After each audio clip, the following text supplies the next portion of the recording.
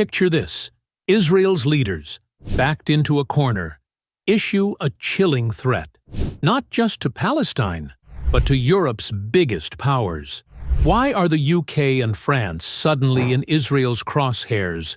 What's got Benjamin Netanyahu's government so rattled that they're lashing out with a dangerous new plan? Buckle up, because this is a game-changer for Palestine's fight for freedom. Israel's Foreign Minister Gideon Saar just dropped a bombshell. If countries like the UK and France dare recognize Palestine as a state, Israel could annex settlements in the West Bank and Jordan Valley. Saar's words: any unilateral move against Israel will be met with a unilateral response, aren't just a warning. They're a desperate attempt to scare off allies who are finally standing up for Palestinian rights. This is Netanyahu's government clutching at power, and it's a sign they're losing their grip. Let's break down why this threat to Europe could be a turning point for Palestine. First, let's talk about the UK and France. France's Foreign Minister Jean-Noel Barrot made it clear, "We are determined to recognize the state of Palestine." That's a massive shift. France is a heavyweight in the EU, and their move could spark a wave of support for Palestine. The UK's stepping up too. Foreign Secretary David Lammy slammed settler violence in the West Bank as a horrific abuse of human rights and hit illegal outposts with sanctions. Britain even called in Israel's ambassador over these violations. And here's the kicker: they paused trade talks with Israel. That's got Netanyahu's crew sweating, because when allies like these start flexing, Israel's untouchable status starts to crumble. Saar's annexation threat is a bully's tantrum. Israel's already grabbing land at a ferocious pace. Thousands of acres in the West Bank have been declared state land recently, the biggest land theft in years. Netanyahu's coalition, stuffed with far-right extremists like Bezalel Smotrich, who wants 1 million settlers in the E1 corridor, sees annexation as a way to kill the two-state solution dead.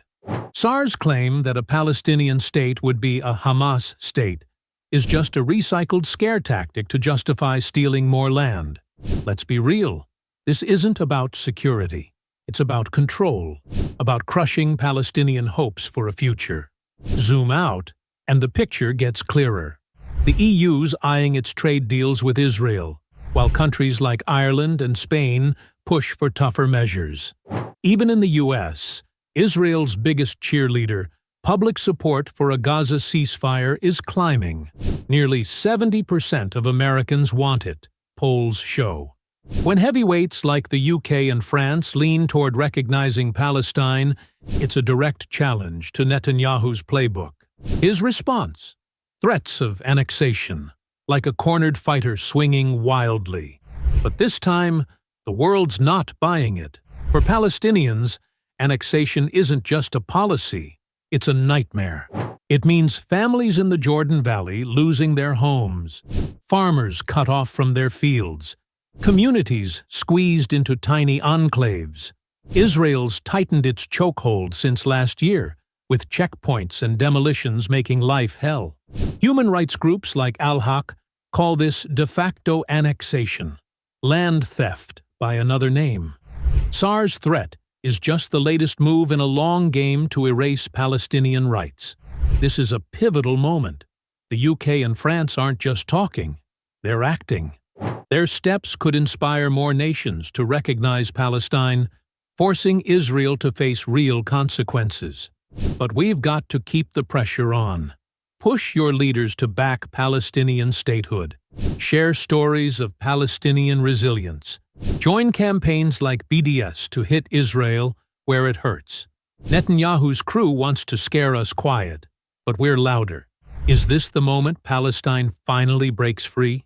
Drop a comment, share this video, and let's keep the fight alive. The world's shifting. Let's make sure Palestine rises with it.